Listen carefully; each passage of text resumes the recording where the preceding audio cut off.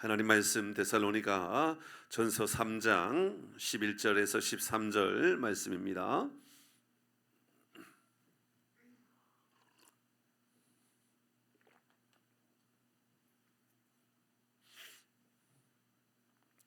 데살로니가 전서 3장 11절에서 13절까지 말씀입니다. 제가 먼저 읽고요, 여러분들 읽고 13절을 같이 읽습니다. 하나님 우리 아버지와 우리 주 예수는 우리 길을 너희에게로 갈 수 있게 하시오며 또 주께서 너희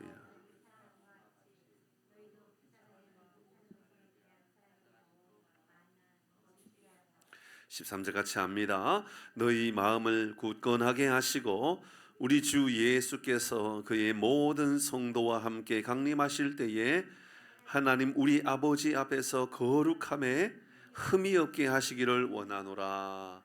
아멘. 건강하세요? 감기 걸리셨어요? 올랑말랑할 때 타이레놀이에요. 타이레놀 드셨어요? 예. 네. 저한테는 타이레놀이 때로는 만병통치약 같은 약이. 사실은 만병통치약이 아니죠. 만병통치약이 어디 있어요? 이 몸에 이 열이 나려고 할 때 열을 떨어뜨려 주기 때문에 저한테는 아주 도움이 되더라고요. 이제 그 얘기를 말씀을 드리려고 그런 겁니다. 몸 조심하십시오. 권사님은 몸 괜찮으세요? 예. 장로는 괜찮으세요? 예. 김순자 권사님은 조금은 안 좋은 것 같기도 하고 좀 건강 관리 잘 하셔야 됩니다.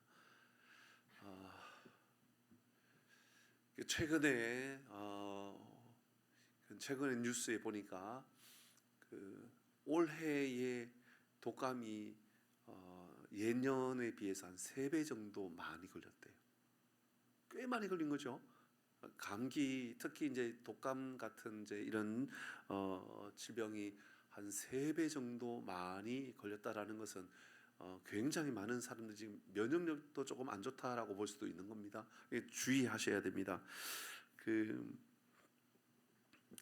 암이나 뭐 뇌질환이라든지 몸의 어떤 질병들을 보면 잘 살펴보면 몸에 찬 기운이 많을 때, 이게 몸이 좀 차가울 때 말이죠. 여러분 가운데 혹시 몸이 좀 차가운 분들은 잘 귀 기울여 들으실 필요가 있을 겁니다. 분들이 이런 병에 걸릴 수 있는 가능성이 조금 더 높다라는 이야기가 있습니다. 실제로 몸이 좀 차가운 사람들이 질병이 올 수 있는 위험성이 있다. 그래서 몸을 좀 따뜻하게 하려고 하는 노력들 많이 해야 된다.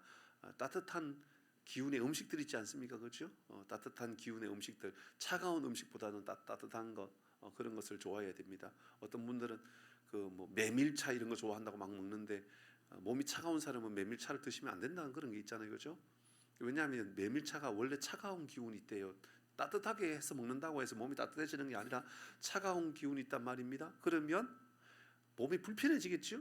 소화가 안 되겠죠? 그러면 이제 다른 어떤 소화 불량이 온다든지 이런 문제가 생긴다라는 겁니다. 그래서 가능하면 따뜻한 음식, 지나치게 몸이 따뜻한 사람은 따뜻한 거 막 드시면은 또 몸이 좀 안 좋을 수가 있어요. 그죠? 조금은 그건 조심해야 될 뭐 그런 게 있겠죠. 어떤 이제 연구에 의하면 우리 몸의 온도가 1도가 내려가면요, 우리 몸의 온도가 1도가 내려가면 면역력이 30% 떨어진답니다. 그러니까 몸이 차가우면 안 되겠죠, 그죠?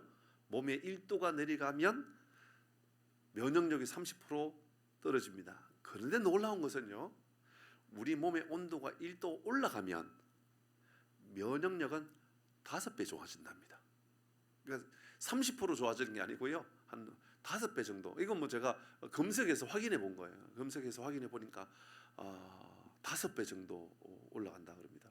몸이 따뜻해져야 되겠죠. 따뜻하게 입고 다니시고 따뜻하게 그렇게 활동하시면 좋을 것 같습니다. 그러니까 1도의 변화가 엄청난 거죠. 1도가 낮아지면 몸에 질병이 올 수 있고, 1도가 높아지면 몸의 질병도 회복되어질 수 있고, 뭐 이렇게 이야기할 수 있죠. 물도 마찬가지죠. 물이 몇 도에 끓습니까? 물이 몇 도에 끓는지 모르시죠? 100도에 끓습니다. 그렇죠? 100도. 99도에 끓습니까? 아니죠. 그렇죠? 1도지만 99도에서 1도 딱 올라가면 그때 변화가 나타나는 거죠. 변화가 나타나는 겁니다. 저는 오늘 이 밤에 우리 가운데도 영적인 은혜의 온도가 1도 올라감으로 인하여 새로운 은혜의 시간들을 다시 경험하고 살아갈 수 있기를 바랍니다. 우리 그런 마음을 좀 가지면 좋을 것 같아요. 우리 교회의 영적인 분위기가 1도 정도 올라가면 어떨까요? 우리 성도님들의 그 감사의 고백이 1도 정도 올라가면 얼마나 좋을까요? 여러분, 모든 성도님들이 감사를 표현하고 은혜를 표현하는 그 고백이 1도 정도 올라간다 그러면 얼마나 우리의 삶에 기쁨이 임할까, 이런 생각을 해보게 되었습니다. 오늘 바울 이야기, 데살로니가 교회를 향한 기도의 이야기입니다. 무엇을 위하여 기도해야 되는가? 지금 여기에 온도가 지금 낮지 않죠?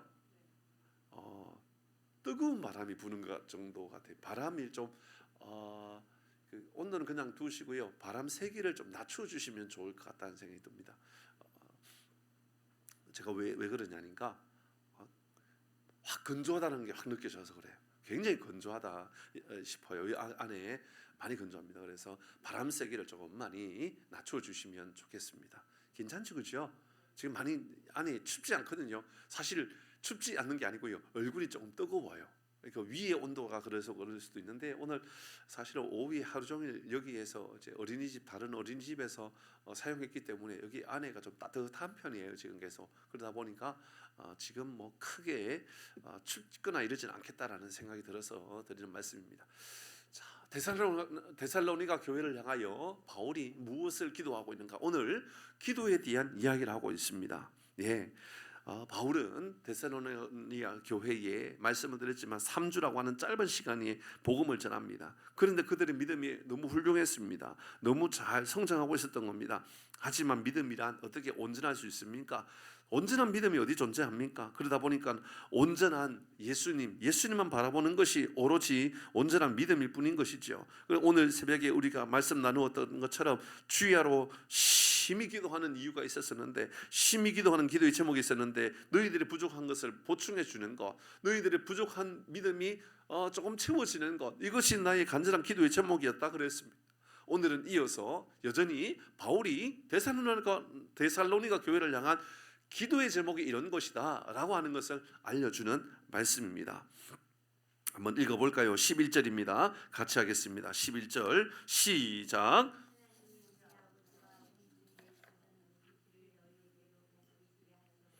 하나님 우리 아버지와 우리 주 예수 그리스도, 그분이 우리 길을 너희에게로 갈 수 있게 하시며, 무슨 말입니까? 우리의 길을 인도하여 주시오며, 그 말이죠, 그렇죠?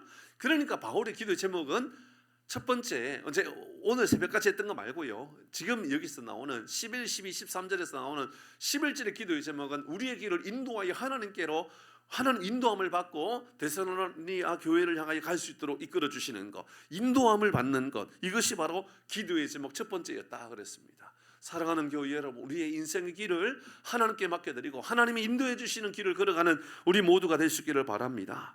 길을 열어주시면 가고요, 막아주시면 못 가는 거죠. 안 가는 겁니다.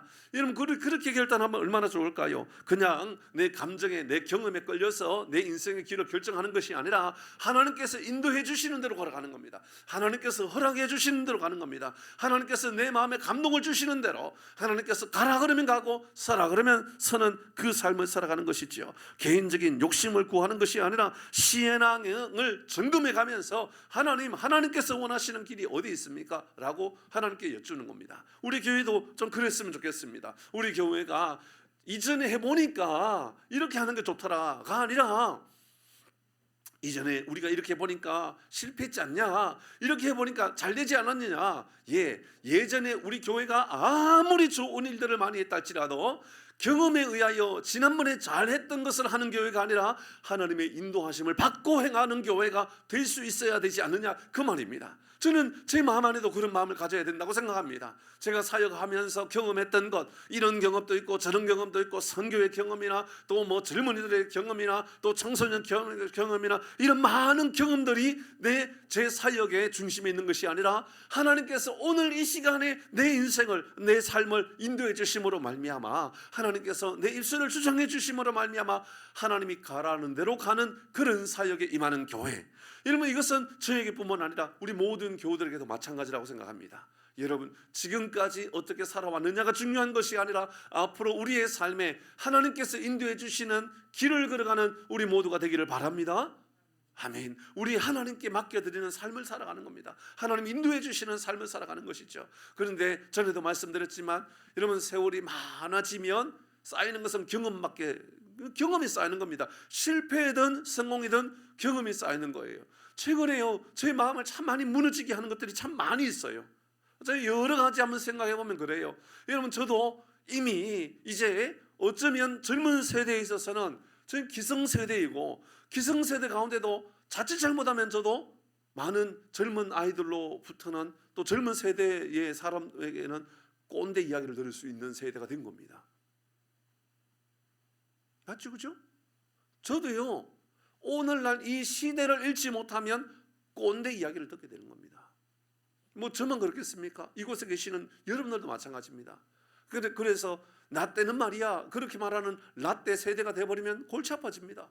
대화 안 합니다. 이제는 가까이 하려고 하지도 않습니다. 말도 한쪽 귀로 듣고 한쪽 귀로 흘러버립니다. 사랑하는 교우 여러분, 우리의 선택은 우리의 경험이 아니라, 우리 이전에 했던 성공했던 경험이 아니라, 잘했던 경험이 아니라 못했던 것에 대한 뉘우침보다도 더 중요한 것, 하나님께 기도할 때마다 하나님, 우리의 인생의 길을 인도하여 주옵소서. 하나님께 우리의 길을 맡겨드리는 은혜의 삶을 살아가는 것, 이것을 첫 번째 기도의 제목으로 삼았다, 그 말입니다.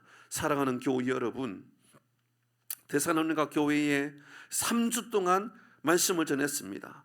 그리고 3주 동안 말씀을 전한 이후에 급하게 떠날 수밖에 없었습니다. 왜 그랬죠? 고난과 위협이 있었기 때문에 그렇습니다. 도망가듯이 떠날 수밖에 없었습니다. 아마 다시 간다고 해서 고난이 없을 것이다 생각할 수 없는 겁니다. 그렇죠?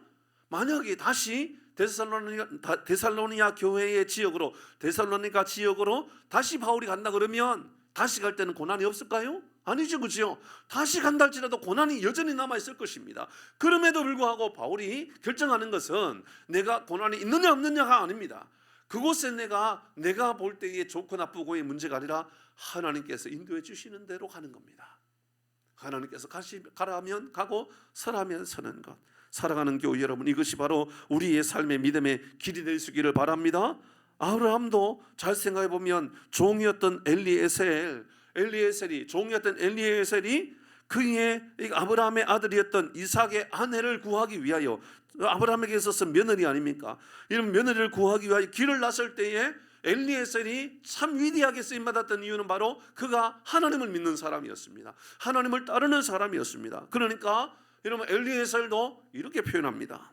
아브라함의 믿음처럼 엘리에셀도 참 훌륭한 믿음으로 하나님께 은혜를 구합니다. 창세기 24장 12절 말씀에 보니 같이 합니다. 시작. 그가 이르되 우리 주인 아브라함의 하나님 여호와여, 원하건대 오늘 나에게 순조롭게 만나게 하사 내 주인 아브라함에게 은혜를 베푸시옵소서. 아멘.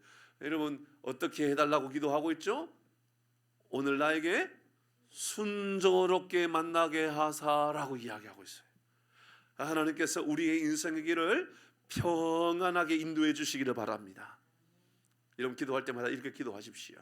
잘못된 길이라면 막아주십시오. 아멘. 잘못된 길이라면 막아주십시오. 바른 길이라면 열어주십시오. 하나님, 그것이 죄악의 문제라면 하나님 막아주시고, 은혜의 길이라면 하나님 은혜를 베풀어 주시어서 나에게 순조롭게 만날 수 있도록 복을 허락해 주십시오. 우리 풍산교회가 하나님 우리에게 맡겨주신 일들을 감당할 때마다 순조롭게 일들이 열려지기를 바랍니다. 여러분의 가정 안에도 하나님의 순조롭게 인도해 주시는 은혜가 있기를 바랍니다. 순조롭게. 제가 아는 장로님 중에 장로님 이름이 박순조 장로님 계십니다. 왜 이름을 그렇게 지었는지 아시겠죠? 너의 인생에 하나님의 순조롭게 인도해 주시는 은혜의 삶을 살아가라. 이름 좋은 것 같죠? 순조, 박순조. 제가 아직 기억이 납니다. 제가 주일학교 다닐 때에 우리 부장 선생님이었습니다. 근데 장로님이 되셨고 여전히 훌륭한 삶을 살아가시는, 믿음의 삶을 살아가시는 장로님이십니다. 이름이 순조가 아니라 사랑하는 교회 여러분, 우리의 인생에 하나님께서 순조롭게 인도해 주시면 얼마나 좋을까요? 사업장에 하나님 인도해 주시는 순조로운 은혜. 여러분, 우리 교회가 2024년을 준비하며 순조롭게 인도해 주시는 하나님의 은혜 말입니다. 여러분, 24년뿐만 아니라 오늘 지금 당장 이 시간에도 순조롭게 인도해 주시는 그 하나님의 은혜. 여러분, 이 표현이 엘리에셀에게 처음에 표현으로 끝나지 않습니다. 24장, 오늘 지금 24장 12절인데요 24장 뒤에 보면 또 유사한 표현이 있습니다. 이 순조롭게가 바로 이런 표현입니다. 48절입니다. 같이 한번 읽어봅니다. 48절에는 순조롭게라는 표현을 이렇게 표현하더군요. 같이 합니다. 시작.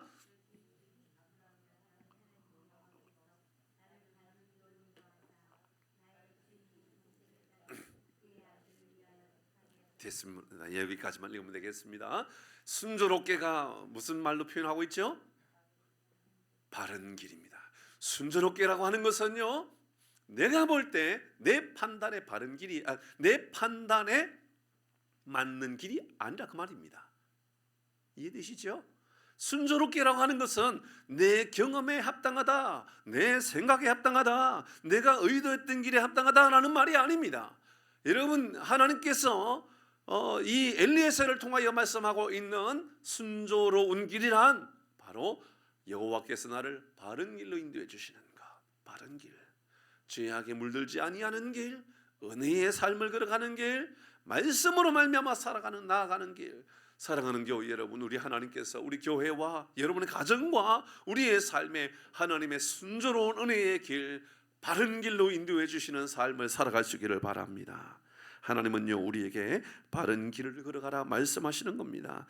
우리의 기도는 바로 이런 기도해야 됩니다. 철저하게 하나님이 인도해 주시는 순조로운 길, 바른 길 말이죠. 기독교에서 말하는 믿음이란 어떤 종교적 열심을 말하는 것이 아닙니다. 생활 습관, 루틴을 바꾸는 것, 이런 것이 아닙니다. 진짜 중요한 것은 하나님이 주시는 바른 길을 걸어가는 것, 말씀의 길을 걸어가는 것, 이것이 바로 신앙, 기독교의 신앙이라 말하는 것입니다. 이것을 바로 바울이 데살로니가 교회를 생각하면서 기도했던 기도의 제목입니다. 하나님, 내가 나아가는 길을 열어주시되 순조로운 길, 바로 바른 길을 걷게 하여 주옵소서. 여러분, 우리도 이렇게 기도해야 되지 않겠습니까? 두 번째는 12절입니다. 오늘 본문의 12절, 바울의 데살로니가 지역의 교회를 향하여 하는 기도의 두 번째입니다. 12절 시작. 또 주께서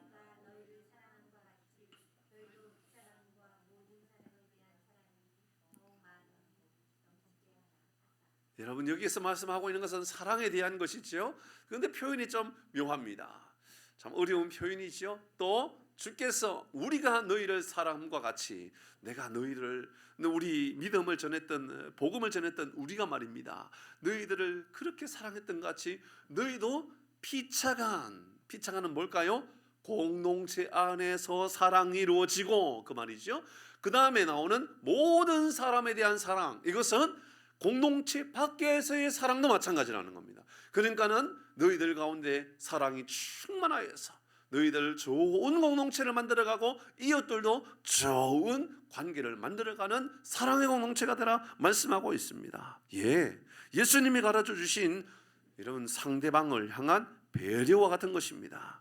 예를 들어서 예수님께서 구제에 대하여 오른손이 한 것 왼손이 모르게 하라고 한 것과 똑같은 겁니다. 상대방을 향한 배려의 마음을 가지고 우리가 복음을 전하고 사랑을 전하는 그 삶을 살아가는 것이지요. 여러분, 주기도문에 보면 우리가 우리에게 죄 지은 자를 사하여 준 것 같이 우리 죄를 사하여 주옵시고 이렇게 기도하라라고 하는 것은 엄청난 겁니다. 우리 죄를, 여러분, 우리가 우리에게 죄 지은 자를, 우리에게 죄 지은 자가 있을 거 아닙니까? 그죠? 우리에게 나쁜 일을 하고 우리에게 악한 일을 한 사람들이 있을 것 아닙니까? 그들에 대하여 용납하고 살아가는 것이 우리에게 합당하다, 그것을 받아들이고 살아가는 것이 합당하다라고 말하면서 그렇게 할 때 이게 주님도 우리를 용서해 주신다라고 말하는 것이죠. 상대방을 철저하게 배려하는 것을 말하고 있습니다. 이것을 우리는 한 단어로 예수님 우리에게 가르쳐 주셨던 세 계명이라고 말할 수 있죠. 예수님 우리에게 세 계명을 주셨습니다. 요한복음 13장 34절 같이 읽어봅니다. 시작. 세 계명을 너희에게 주노니 서로 사랑하라. 내가 너희를 사랑한 것 같이 너희도 서로 사랑하라. 아멘. 35절입니다. 시작. 너희가 서로 사랑하면 이로써 모든 사람이 너희가 내 제자인 줄 알리라. 아멘. 여러분, 아직 우리 교회는 100여 명의 교회에 불과합니다. 사실 100여 명도 저는 작은 교회면 작은 교회이고 또 많이 모이면 많이 모인다라고 말할 수도 있습니다. 그러나 사실 100명의 숫자가 중요하지도 않습니다. 사실 생각해 보면 주일날 성실하게 출석하는 숫자는 100명은 채 되지 않습니다. 근데 진짜 중요한 것은 그들을 향한 우리의 마음은 어떤가입니다. 한 성도 한 성도를 향하여 정말 우리가 진심을 담고 사랑을 베풀고 배려하고 용납하고 이해하고 더 품어주려고 애를 쓰고 있느냐 그 말입니다. 모든 교우들 100명도 채 되지 않는 성도들이지만 우리 가운데 온전한 사랑의 공동체를 이루어서 한 성도 한 성도를 볼 때마다 정말 진심으로 사랑하고 진심으로 배려하고 진심으로 기다려줄 수 있고 이런 그런 사랑의 실천이 우리 가운데 있습니까? 바울은 데살로니가 교회를 향하여서 너희 안에 서로 아름다운 사랑의 공동체를 이루고 외부에 하나님을 알지 못하는 사람에게도 이 사랑을 나눌 수 있는 삶을 살아가야 한다, 이것을 가르쳐주고 있습니다. 누누이 말씀드렸던 것처럼 세상에 전쟁이 있고 가난하여 죽는 사람이 많은 것은 하나님이 없는 것이 아니라 여러분 우리가 하나님을 믿는다라고 말하면서 하나님을 믿는 것처럼 행동하지 않고 있기 때문에 새 계명을 우리의 마음에 두고 우리의 삶에 실천하고 살아가지 못하고 있는 것은 아닌가라고 하는 것을 누누이 우리는 돌아보아야 하는 겁니다. 앞으로 우리 교회가 정말 더 좋은 교회, 훌륭한 교회 이런 그것을 꿈꾸고 있다면 목장이든 기관이든 부서든 어디에든 피차간의 사랑과 그 사랑이 흘러넘쳐서 이웃들에게도 더 좋은 사랑을 실천하고 살아갈 때에 하나님께서 이런 말씀해 주시는 새 계명을 이루는 교회가 된다, 저는 그렇게 생각해 보게 됩니다. 여러분 우리끼리만 좋아하고 우리끼리만 사랑하는 것으로 끝나면 안 됩니다. 이웃들에게 정말 좋은 사랑의 모범을 보여주는 것도 얼마나 중요한지 모른다 그 말입니다. 모든 사랑은요 여러분 바로 이웃을 포함한 사랑을 말하는 겁니다. 이웃에 대하여 배려하고 이웃에 대하여 기다리고 이웃에 대하여 더 좋은 말로 더 좋은 행동으로 더 잘 섬기는 것이지요. 그래서 이번에도 우리가 이런 공간을 빌려주는 것 정말 전 잘했다고 생각합니다. 오늘 교회에 참 우리가 더 많이 기도해야 되고 하나님의 은혜를 구해야 되죠. 오늘 교회 이렇게 왔다가 이제 아이들 발표회하고 갖는 숫자를 대략 생각해 보니까 한 150명은 되겠더라고요. 왜냐? 자리가 빈자리가 없을 정도로 거의 다 찼고요. 발표했던 아이들 숫자도 한 40-50명 되니까 합치면 한 150명 정도는 아마 좋게 되지 않을까, 저는 그렇게 생각해 보는 겁니다. 여러분 우리 교회 성도 숫자보다도 더 많은 숫자가 오늘 우리 교회에 왔다 갔단 말입니다. 사랑하는 교회 여러분, 우리 교회에 따뜻한 은혜가 흘러가는 교회가 될 수 있기를 바랍니다. 그들이 참 좋은 교회구나, 여기 참 좋은 교회구나 라고 하는 그러한 마음을 말하는 것이죠. 갔다 오고 나면 사실 좀 불편한 게 있습니다. 왜 불편하지 않겠습니까? 오늘 사실은요 제 마음이 좀 많이 불편했어요. 왜냐하면 끝나고 나면 조금 청소도 좀 해주고 가고 당연한 것으로 우리가 여기지 않습니까? 그런데 인사도 안 하고 그냥 가고 청소도 안 해놓고 가고, 그래서 결국은 교육자들 청소 다 하게 되고 있는 우리 권사님이나 우리 집사님이 청소하게 되고, 그러니까 제 마음 안에 괜히 이웃들 빌려줬나? 이런 생각 또 안 하는 게 아니에요. 또 하게 되는 거예요. 그러면서 다음에 또 빌려달라 그러면 빌려줘야 됩니까? 빌려주면 안 됩니까? 불평할 건 불평하는 건데, 불평하지만 또 빌려달라면 또 빌려줍니다. 그렇지만 이제 우리가 더 질서를 세우겠죠. 사용할 때 청소 좀 하고 가시는 게 좀 좋지 않을까요?라고 해주는 거죠. 왜냐하면 또 그들이 해야 될 일은 또 할 수 있도록 알려드리는 것도 중요하다고 저는 생각합니다. 다음에 또 혹시나 이런 좀 기회가 되면 우리 장로님이나 또 우리 집사님이나 시간 되시는 분들 좀 오셔서 혹시나 또 차량 통제하는 것도 이렇게 좀 도와주십시오라고 우리가 할 수도 있다 그러면 좋겠다 생각이 듭니다. 제가 그 생각을 하면서 어떤 생각이 들었었는지 하면, 제가 이제 부산에서 사역할 때 있었는데 어떤 그 교회는 본당이 한 2,000석 정도 되는 작지 않은 교회예요. 꽤 큰 교회 2,000석. 근데 거기에 1년에 꼭 한 번은 어디에서 빌려서 쓰느냐 하면 그 신협에서, 마을의 신협에서 총회할 때 12월 달에 빌려서 씁니다. 근데요, 신협할 때는요, 총회할 때는 먼저는 이제 장학생들 장학금 전달을 해요. 그리고 나서 한 1시간 동안요 뭘 하느냐 하면 공연합니다. 공연을 하는데 정말 아주 잘생긴 그런 발라드 가수가 오는 게 아니라 트로트 가수 이런 분들이 와요. 그러면 교회가 쿵짝쿵짝 할 거 아니에요, 그죠? 여기가 교회인지 나이트클럽이지 이런 느낌이 든단 말입니다. 근데 그 교회가 역사가 우리 교회보다 훨씬 더 오래된 역사의 교회예요. 그 교회의 장로님들, 연세 많으신 원로 장로님들, 은퇴 장로님들도 많은 교회란 말입니다. 여러분, 그렇지만 그 교회에 여러분 교회 집사님들, 좀 젊은 집사님들이 와가지고요 주차 한 대 다 해주고요 교회에서 그렇게 차도 대접하기도 하고 그렇게 합니다. 따뜻한 그런 사랑을 흘러 보내는 것이지요. 다음에도 여기 꼭 잘 사용하세요. 사실 그 교회 외에는 신협에서 총회할 공간이 없습니다. 어디도 빌려주는 데가 없으니까 그 교회가 좋은 일을 하는 거죠. 그렇지만 우리가 안내해 주는 거죠. 교회니까 여기서 담배는 좀 삼가해 주십시오. 그리고 이곳에 술을 먹고 들어오는 것 좀 삼가해 주십시오. 이런 것을 안내해 드리는 거죠. 우리도 마찬가지입니다. 질서는 질서이죠. 맞죠? 질서를 세워주는 것은 질서를 세워주는 것이고, 우리가 사랑을 베푸는 것은 또 사랑을 베풀어 주는 것에 대하여 우리가 멈추지 않는 겁니다. 사랑하는 교회 여러분, 우리 안에 우리끼리만 좋은 교회, 우리끼리만 사랑이 넘치는 교회가 아니라 이웃들을 향하여서도 사랑이 넘치는 아름다운 복된 교회가 될 수 있기를 주의 이름으로 축복합니다. 아멘. 세 번째입니다. 세 번째, 바울이 지금 데살로니가 지역의 교회를 향하여 어떻게 기도하고 있습니까? 13절 같이 읽습니다. 13절입니다. 시작. 너희 마음을 굳건하게 하시고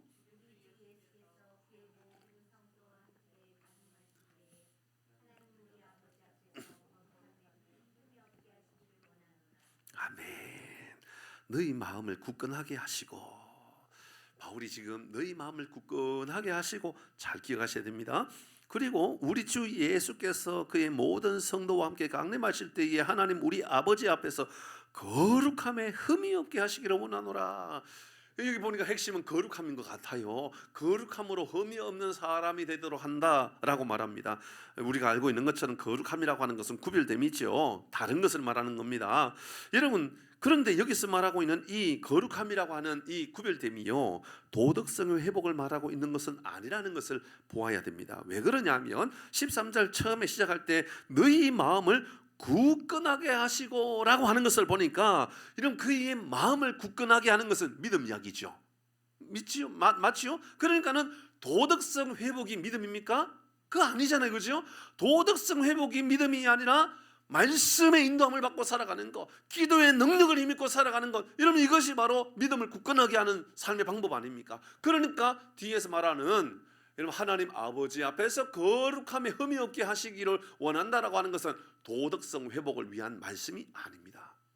철저하게 신앙 중심의 삶을 살아가는 거룩함을 말하는 것이죠. 예를 들어서 나의 즐거움은 세상과 즐거움이 다르다. 나의 즐거움은 찬양의 즐거움이 진짜 나의 즐거움이다 라고 말하는 것을 말하는 겁니다. 내 삶의 방향을 제시해 주는 것은 인문학 서적이 아니라, 철학이 아니라, 어떤 세상의 사상의 가치가 아니라 하나님의 말씀이 바로 내 삶의 기준이고 내 삶의 방향이다, 이렇게 말하는 것입니다.